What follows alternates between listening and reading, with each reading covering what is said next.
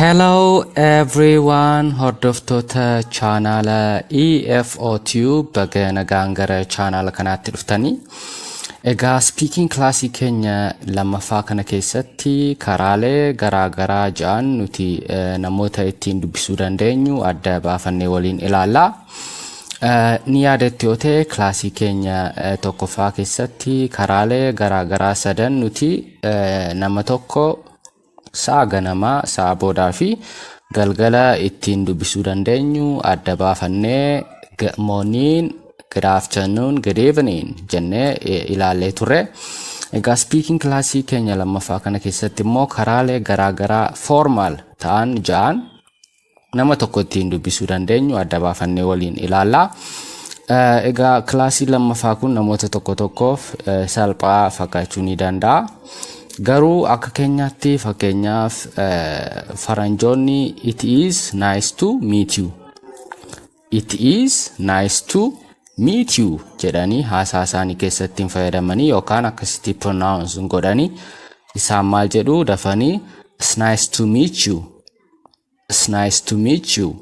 It's nice to meet you. Meet you jedhanii pronounce godhu. Yeah.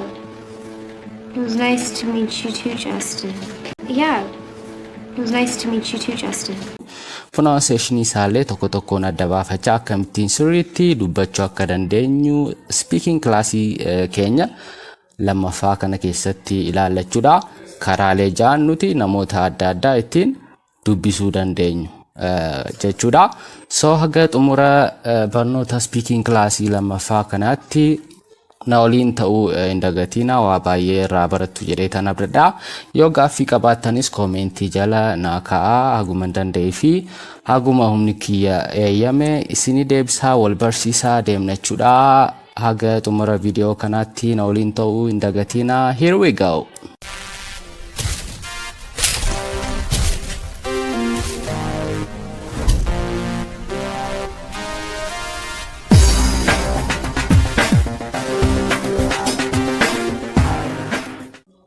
Okay guys, baga nagaan deebitanii. Egaa speaking classii keenya lammaffaa kana keessatti akkuma kana dura isiniin jedhe karaalee ja'an nuti namoota garaagaraa ittiin dubbisuu dandeenyu yookaan greeting kan jennu sana jechuudha. Akkamitti greet akka gochuu dandeenyu waliin ilaallaa. Egaa inni jalqabaa maal kan jedhudha? It is nice to meet you. It is nice to meet you. Yeroo gara afaan oromootti hiikamu si argachuu kootti baay'ee gammadeera. Si quunnamuu kootti akkachuuti. Si quunnamuu kootti baay'ee gammadeera. Nama sanaan nama quunnamnu sanaan jechuudha. It is nice to meet you. Yeroo sirriitti pronounce gochuu barbaannu immoo hima kana.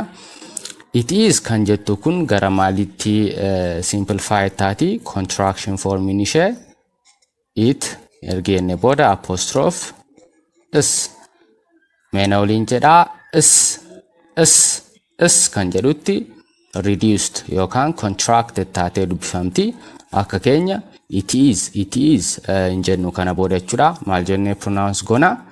Is meena waliin jedhaa hashaa kallu is jennee pronounce gona. It's nice to gara kanaatti yeroo dhufnu immoo meet you kan jedhu jira. Egaa seera pronunciation keessatti jechoota garaagaraa qubeen dhumaa isaanii taatee qubeen dhumaa isaanii yoo taatee fi jechi you jedhu yoo itti aane tiisana gara chaatti fuunee dubbisnaa. Classii keenya pronunciation keessatti bal'inaan ni ilaalla, garuu ammaaf kan qabachuu qabdan jechoota garaagaraa qubeen dhumaa isaanii taatee yoo jechi you jedhu itti aane taasana gara maalitti fudhannee dubbisna? Gara chaatti. Fakkeenyaaf akka keenyaatti meet you jedhanii faranjoonni maal jedhu? Meet you gara chaatti fudhatanii chaa kana san jechuun bakka taa kanaa chaa buusaatii meet jedhaa dubbisaa. Meet you meena waliin jedhaa hashaa kallu meet you jettanii akkasitti dubbistu jechuudha. Fakkeenyaaf get you kan jedhu faranjoonni get you jedhanii dubbisanii taasana gara chaatti fuudhanii get you jedhanii haasa'u. Jecha lamaffaa want you kan jedhu fakkeenyaaf want you jedhanii pronounce godhu.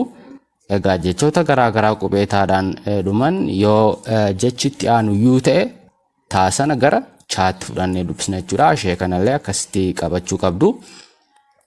So inni jalqabaa nama tokko yeroo agarru fakkeenyaaf kanneen sadan kana nama sana yeroo agarru ta'uu danda'a. Jalqaba harka nama sana fuudhaa. It is nice to meet you. Si arguu kootti yookaan si quunnamuu kootti gammadeera yookaan natti toleera. Gaariidha akka jechuuti. Nice jechuun gara gaariitti hiikama. Gara afaan Oromootti yeroo hiikamu si arguu si quunnamuun koo gaariidha.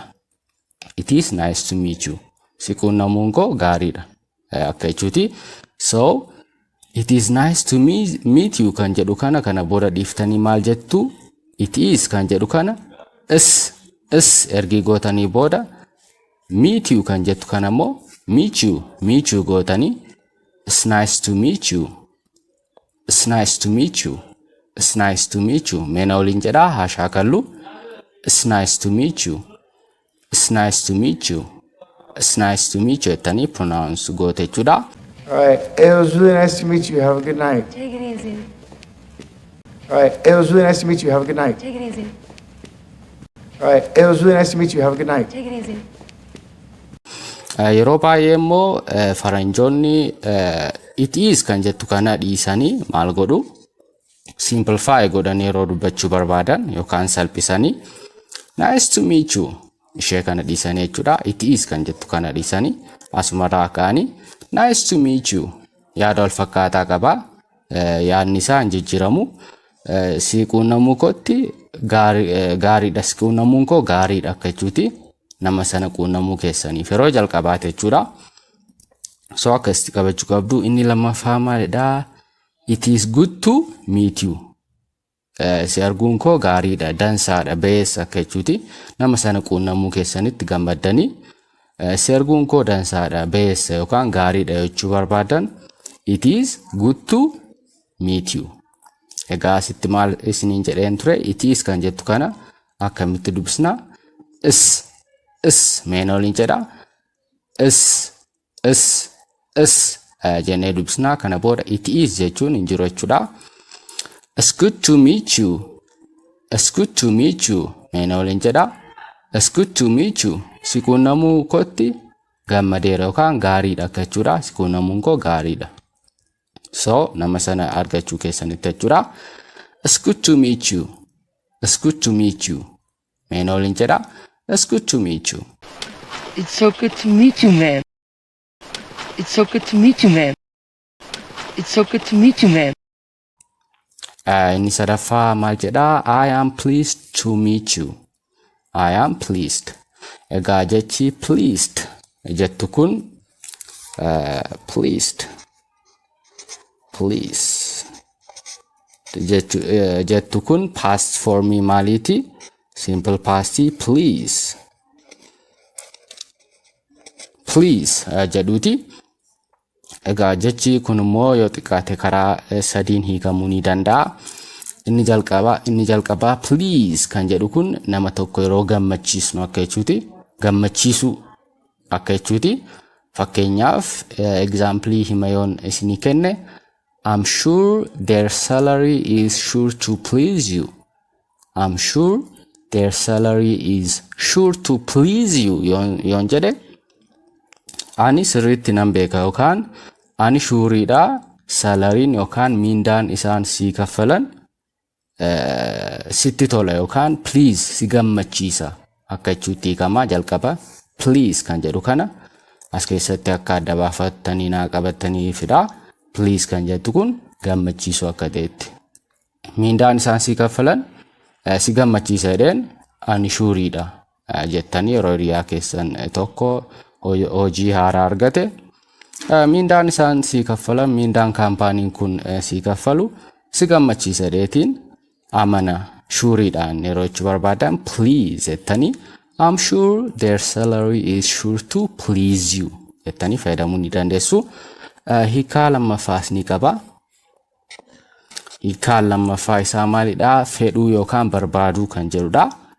Fedhuu yookaan barbaaduu, fedhii nama tokko. Fakkeenyaaf example yoon isinii kenne just do as you please. Fakkeenyaaf just do as you please nama tokko akka feete godhi. Waa takka otoo haasaa jirtanii walii galuu dadhabdanii just do as you please akkuma feete godhi yoo jechuu barbaaddan just do as you please jettanii haasa'uu dandeessu. Karaa kanas hiikamuu ni danda'a jechuudha. Jechi please jedhu. Inni sadaffaa maalidha? Jecha yeroo baay'ee irra deddeebinee fayyadamnu please jennee kan fayyadamnu sanadha. Guyyaatti al 2-3 ni jenna jecha kana. Please jechuunis yeroo nuti nama tokko garaa laafinaan gaaffii gaafachuu barbaannudha. Fakkeenyaaf could you tell me your name please? Could you tell me your name please? Maqaa keenyatti himuu dandeessaa? Could you tell me your name please? Jennee please kan jedhu kana gaaffii gaafachuudhaaf garaa laafinaan akka jechuuti. So please kan jettu kana karaa sadiin hiikamuu danda'a jechuudha. Inni jalqabaa nama gammachiisuuf yookaan wanta tokko akka gammachiisaa ta'e ibsuudhaafi. Inni lammaffaa fedhiidhaafi fedhii ibsuuf. Fakkeenyaaf just do as you please akka feete godhi akka jechuuti. Fedhii kee hojjedhu akka jechuuti. Inni sadaffaa immoo garaa laafinaan akkuma nuti please jennee nama gaafannu gaaffii dhiyeeffachuuf jechuudha. Akkas adda baafadhaa qabadhaa. As keessatti garuu pleased kan jedhu sun gammachuu sana ibsuudhaaf past formidha. D kan jettu kana fudhateera. Pleased jechuudha kuni. So I'm pleased to meet you. Si arguu kootti yookaan meet kan jettu kun gara kamitti hiikamti afaan Oromoo keessatti? Arguu otoo hin taane quunnamuutti hiikamti. Quunnamuutti hiikamti isheen kun.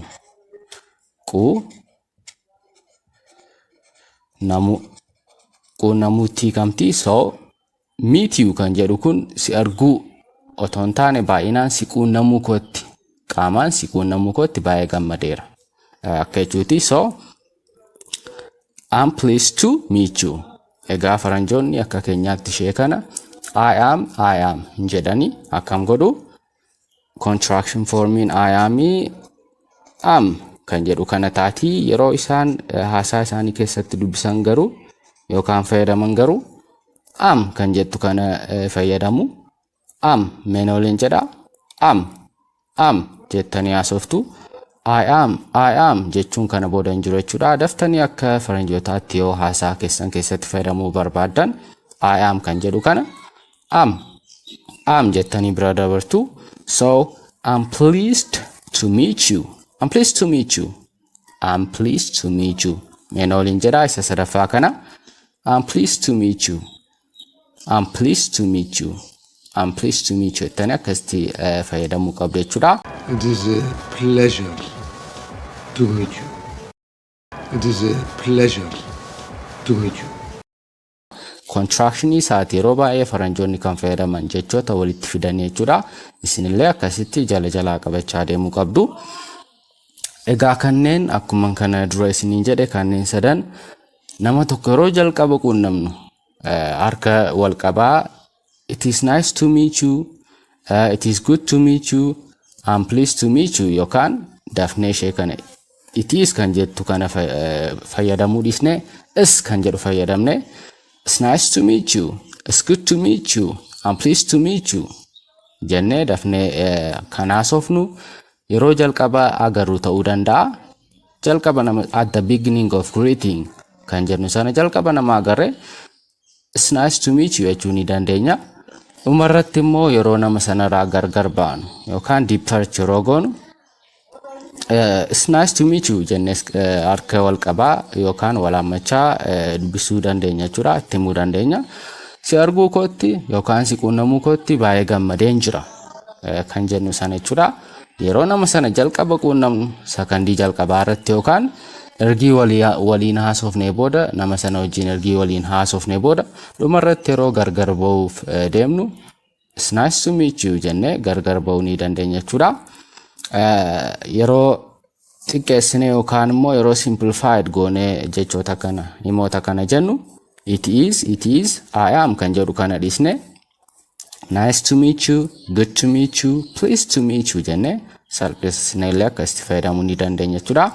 Egaa kanneen sadan kan fayyadamnu yeroo jalqaba nama agarruudha. Nama sana kana dura agarree hin beeknu yoo ta'e, nama kana dura agarree it's nice to meet you jechuun xiqqoo kan baratame miti.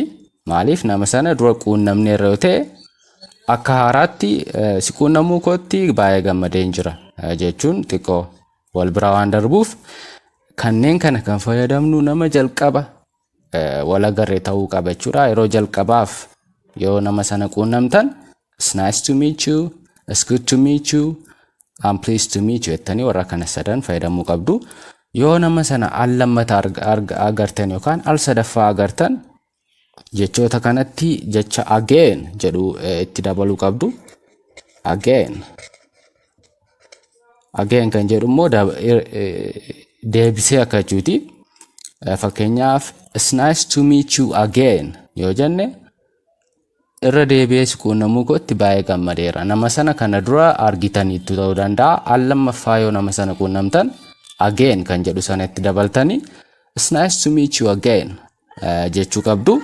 Yoo garuu jalqaba agartan again kana hin fayyadamtanii nice to meet you yookaan good to meet you, pleased to meet you jettanii yeroo nama sana jalqabaaf agartan akkasitti fayyadamuu qabdu jechuudha. Garuu yoo nama sana al lammaffaa al sadaffaa agartan jalqaba arguu keessan kanaan itti himtu jechuudha. It's nice to meet you again. Al lammataa si arguu kootti baay'ee gammadeen jira yookaan si quunnamuu kootti baay'ee gammadeen jira jettanii fayyadamuu dandeessu. So garaagarummaa kana sirriitti naa qabadhaa. Ishee kana kan fayyadamnu meet you kan jedhu kana kan fayyadamnu yeroo jalqaba nama agarru dha. Nama sana kana dura yoo hin agarre ta'e yeroo jalqabaa yoo ta'e. Again kan jedhu kana immoo kan itti dabalee fayyadamnu yoo nama sana kana dura al tokkos ta'u al lamas al sadis kana dura agarreerra yoo ta'e it's nice to meet you again, it's nice to meet you again, it's good to meet you again, I'm pleased to meet you again jennee fayyadamna. So akkasitti garaagarummaa isaa naa qabadhaa jechuudha. Garaagarummaa isaaniillee akkasittiin qabachuu qabdu jechuudha. Mee amma gara sentensii yookaan himoota garaagaraa sadan namoota ittiin dubbisuu dandeenyu kan jedhaman kana sadi ilaalleerra. Kilaasii keenya speakingii lammaffaa kana keessatti lakkoofsaan kan 6 ta'an ilaallennee turre. So mee ka itti aanan immoo haa ilaallu. Haga xumura barnoota keenyaatti na waliin ta'uu hin dagatinaa.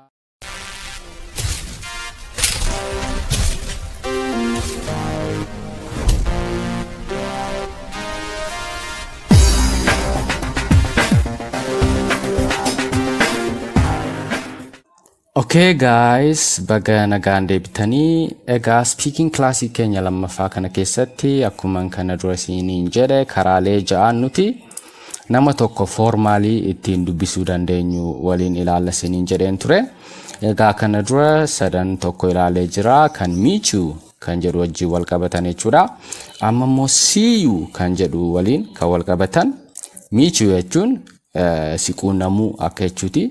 Meet you si quunnamuu jechuudha. See you jechuun immoo si arguu akka jedhutti hiikama. Egaa it is nice to see you, it is good to see you, I'm pleased to see you kanneen jedhaman kana kan fayyadamnu nama tokko dhiyootti wal beeknaa wal agarreerra. Garuu torbee tokko yookaan torbee lama dura nama sana agarree dhiyootti yoo hin agarre ta'e, fakkeenyaaf hiriyaa keessan torbee tokko yookaan torbee lama dura agartanii garuu dhiyoo kana yoo hin agarre ta'e maal jettu? It is nice to see you, it is good to see you, I am pleased to see you jenna malee warreen kana it is nice to meet you, it is good to meet you, I am pleased to meet you hin jennu. Maaliif kana nama jalqaba wal quunnamne waliin fayyadamna. Nama guyyaa jalqabaa wal quunnamne nama sana kana dura quunnamne iyyuu hin beeknu jechuudha. Yeroo meet you kan jedhu kana fayyadamnu. Meet you again yeroo jennu immoo akkuma isiniin jedhe nama sana al tokkoo fi al lama agarreerra again kan jedhu kana itti daballee fayyadamuu qabna jechuudha. yeroo gara warreen kana sadaniitti dhufnu garuu nama sana kana dura agarre garuu dhiyootti yoo hin agarre ta'e dhiyootti hiriyaa keessan yoo hin agarre ta'e it's nice to see you, it's good to see you, I'm pleased to see you ettanii nagaa keessan dhiyeeffachuu qabdu jechuudha. Egaa kanneen ja'an kanneen kana sadanii fi kana sadan kan fayyadamnu yeroo kam keessattidha jechuudha. Yeroo nuti nama nagaa gaafachuu barbaannudha. Formally informali miti warreen kun formal way of greeting jedhamu. So akkasitti qabachuu qabdu. As keessattis it is kan jennu kana contract goonee dubbisna. Is kan jedhutti dubbifama meen oliin jedha. Is kana booda it is jettanii haasaa keessan keessatti fayyadamuun dhorkaadha jechuudha. Ergi speaking classii keenya lammaffaa kana ilaaltanii booda it is nice to, it is good to, I am pleased to yoo jettan baay'ee dogoggora. I am kan jettu kanallee gara kamitti finnee dubbisneenne am kan jedhutti fudhannee dubbisna jechuudha. I am jechuun kana booda hin jiru jechuudha. So see you meet you jechuun wal quunnamuudha. See you jechuun immoo wal arguu kan jennu sanadha jechuudha. So yeroo baay'ee immoo faranjoonni you kan jettu kana you jedhanii hin dubbisanii gara maaliitti fidanii dubbisu? Yaa gara jedhutti dubbisu. It's nice to see ya, it's nice to see ya, it's nice to see ya meen oliin jedha. It's nice to see ya yeroo baay'ee gaa nuti you kan jedhu eegnaa isaan garuu yaa kan jedhu dafanii dubbatanii bira darbu. Yeroo baay'ee segaa Ingiliffa isaan dubbatan kan hin dhageenyeef kanaafidha. Kan nuti beeknuu fi kan isaan haasaan garaagaraa waan ta'eef akkasitti qabachuu qabdu. See ya, it's nice to see ya meen oliin jedha. It's nice to see ya, it's nice to see ya, it's good to see ya, it's good to see ya meen oliin jedha. Haashaa kallu it's good to see ya, it's good to see ya, I'm pleased to see ya, I'm pleased to see ya tani akkasitti fayyadamuu dandeessu. Yeroo daddaftanii dubbachuu barbaadan immoo kanneen dhiissanii nice to see ya, good to see ya, pleased to see ya jettanii akkasitti daftanii nama sana nagaa gaafachuu ni dandeessu jechuudha. Egaa kanneen ja'an akkuma ani kana dura isiniin jedhe kan fayyadamnu yeroo nuti inni jalqabaa maalidha? Yeroo nuti nama sana quunnamnu sakandii jalqabaa keessatti nama sana quunnamne it's nice to see ya jechuu ni dandeenya. Inni lammaffaa immoo maalidha? Yeroo nuti nama sanarraa gargar ba'uuf deemnu.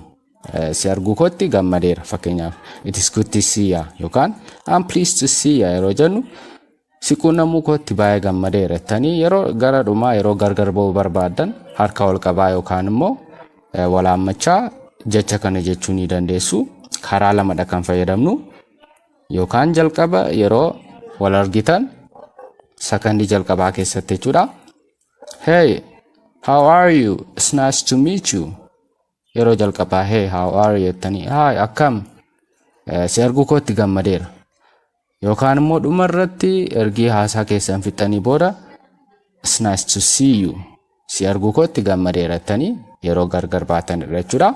Karaa lama akka fayyadamnu ishee kana qabachuu qabdu. Akkasitti garaagarummaa isaa ja'an kana jechuudha. Miichuu waliin sadii ilaallee ture akkuma isin yaadattan kanneen jechuudha. Kanneenis see you kan jedhan kana sadii ilaalleera. Isaan yeroo jalqaba nama quunnamnuu fi yeroo gargar baanu fayyadamuu ni dandeenya. Garaagarummaa takka illee hin qabu. Kanneen kan fayyadamnu yeroo kam keessattidha isiniin jedheen ture. Yeroo nama tokko torbee tokko yookaan torbee lama dura agarre garuu dhiyootti hin agarre. Oh, it's nice to see ya. Si arguu kootti baay'ee gammadeera yookaan gaariidha akka jechuuti. So garaagarummaa isaa akkasitti qabadha. See you kan jedhutti jecha again jedhus dabaltanii fayyadamuu ni dandeessu. Al lammataa yookaan al sadaffaa si arguu kootti baay'ee gammadeera. Irra deebi'ee si arguu kootti gammadeera akka jechuutti hiikama. I'm pleased to see you. So pronunciation isaa waliin akkasitti qabachuu dandeessu. Egaa kana booda speaking classii keenya lammaffaa kana ergi ilaaltanii booda it's nice to meet you, it's nice to see you kan jedhu kana adda baafattanii haasaa keessan keessatti irra deebitanii fayyadamuu qabdu. Inni itti aanu maalidha? Deebii yeroo deebistanoo akkam ta'a kan jedhu ilaaluu qabna. Fakkeenyaaf it's nice to meet you yoo namni isiniin jedhe isin maal gootanii deebisuu qabdu? Jechuma haasaadhuma inni jedhetti jecha tu jedhu dabaltanii deebisuuf ni dandeessu. It's nice to see you yoo isiniin jedhe fakkeenyaaf amma, yookaan it's nice to meet you yoo isiniin jedhe it's nice to meet you too jecha tu jedhu itti dabaltanii deebisuu nama isin gaafate sanaaf jechuudha. Si arguu kootti yookaan si quunnamuu kootti gammadeera yoo namni isiniin jedhe anis si quunnamuu kootti gammadeera akka jechuutti yoo tu itti dabaltanii jettan jechuudha. It's nice to meet you yoo isiniin jedhan it's nice to meet you too. It's good to meet you yoo isiniin jedhan it's good to meet you too jecha kana dhumarratti itti dabaltanii jechuudha. I'm pleased to meet you yoo isiniin jedhan namni tokko I'm pleased to meet you too kan jedhu itti dabaltanii akkasitti haasaa gochuu ni dandeessu jechuudha. Gara kanaattis yeroo dhufnu gara isa lammaffaa kanaattis yeroo dhufnu waluma fakkaataadha. It's nice to see you yoo isiniin jedhe namni tokko maal jettanii deebisu? Jecha tu jedhu itti dabaltanii. It's nice to see you yoo isiniin jedhe it's nice to see you too. Tuun kunii fi tuun duwwaa lama qabdu kun baay'ee garaagara. Pronunciationiin isaanillee xiqqoo garaagara. Tu jettanii dhaabdu ishee kana. Isheen kun immoo oon sun xiqqoo ni dheerata. Tu jettanii garaagarummaa isaa akkasitti qabachuu qabdu. So it's nice to see you yoo isiniin jedhe it's nice to see you too. It's nice to see you too jettanii deebisuu qabdu. It's good to see you yoo isiniin jedhe yookaan it's good to see ya yeroo baay'ee gara yaatti fudhatu ishee kanallee pronunciation isaa qabachuu qabdu. It's nice to see ya bro. It's nice to see ya yoo isiniin jedhe it's nice to see you too. Kan jedhu itti dabaltanii ni deebistuuf jechuudha akka deebiitti. I am pleased to see ya yoo isiniin jedhe I'm pleased to see you too. Si arguu kootti gammadeera yeroo namni isiniin jedhu anis si arguu kootti gammadeera akka jechuuti yeroo tu dabaltanii nama sanaaf deebistan jechuudha. Akkasitti gaafachuus deebisuus ni dandeessu jechuudha. Egaa hordoftoota chaanaala EFO Tube speaking classii keenya lammaffaa kanumaan goolabnaa. Gaaffii yoo qabaattan akkamittiin nama tokko gaafachuu irratti speaking classii keenya tokkoffaarraa jalqabee haga afuraffaa fi shanaffaatti karaalee ittiin nama dubbisuu dandeenyu ni baranna. Maaliif afaan kamuu nama tokko dubbisuurraa eegala. So akkaataan nuti nama dubbisnu sun baay'ee barbaachisaa waan ta'eef gargar baafannee tokkoon adda baafannee akkasitti waliin barachaa deemna jechuudha. Yoo gaaffii qabaattan please don't forget to put it in comment section. Comment sectionii keessatti akkas jettanii yoo na barreessitan haguman danda'e isinii deebisaa wal barsiisaa waliin deemna jechuudha. So speaking classii keenya sadaffaa keessatti haga agarruutti speaking classii lammaffaa kana irra deddeebi'aa shaakalaa kan isiniin galle gaafadha jechuudha. Shaakalaa afaan haguma shaakaltanidha kan bartan. Warreen kan amma barattanii yoo calliftanii teessan nama tokko Ingiliffaan nagaa gaafachuu baruu dhiisuus waan dandeessaniif garuu yoo shaakaltan sirriitti ni beektu pronunciation isaallee adda baafattanii kana booda it is jechuun hin jiru is jettanii fayyadamtu. I am jechuun hin jiru am jettanii fayyadamtu. Asittis akkuma kana dura ilaalle meet you kan jedhu kana meet you jettanii fayyadamtu. Gara fuula duraattis tokkoon adda baafannee jechoota garaagaraa akkamittiin pronounce akka gochuu dandeenyu waliin ilaalaa waan deemnuuf speakingii keessanis pronunciationii keessanis na waliin jabeeffachaa ni deemtu jechuudha. Namoonni viidiyoo barumsaa kana ilaaltanii garuu chaanaala EFO Tube jedhu kana subscribe goone jiraatan please don't forget to subscribe. Barnoota garaagaraa chaanaala kana irratti gadhiisaa waan deemnuuf ilaalaa irraa barachaa gaaffiillee gaafachaa ol barsiisaa waliin deemna jechuudha. Egaa aga speaking classii keenya sadaffaa keessatti wal agarrutti yeroo gaarii qabaadhaa. Shaakalaa. And as always, take care.